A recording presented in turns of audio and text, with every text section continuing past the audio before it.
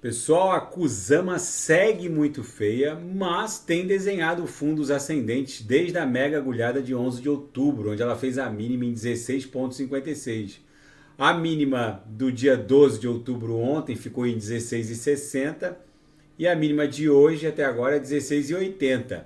Pode ser que ela esteja desenhando aqui uma sequência de fundos ascendentes para ensaiar o bico de uma figura triangularizada.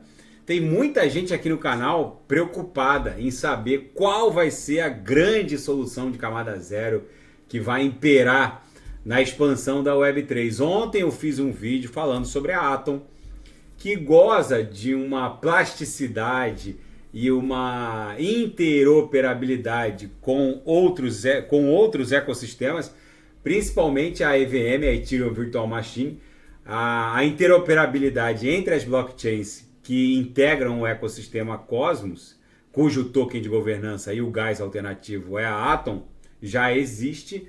A interoperabilidade entre blockchains Solidity Friendly, como é o caso da Ethereum, da Binance Smart Chain,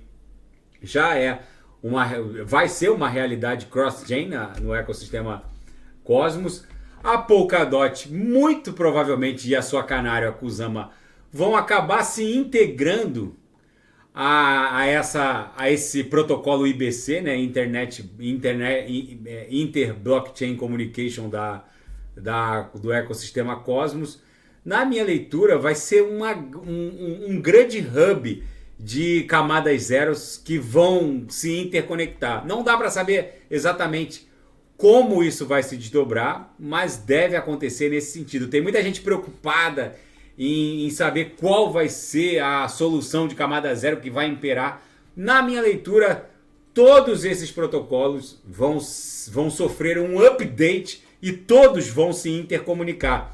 Então, não se enganem, se o ecossistema Cosmos cair nas graças do mercado, todo mundo, eventualmente, todas as blockchains que já integram outros ecossistemas, como por exemplo as parachains da Polkadot, enfim, uma Karura, uma State Mine, uma State Mint da Polkadot Kusama, se elas eventualmente replicarem os seus protocolos no ecossistema Cosmos, provavelmente esses ecossistemas vão sofrer updates para criar uma interoperabilidade entre todos eles. Se a Atom, por exemplo, que já sofre uma procura muito grande por ecossistemas para se integrar, né, dentro dessa arquitetura de interoperabilidade, acabar caindo nas graças do mercado e a Atom explodir,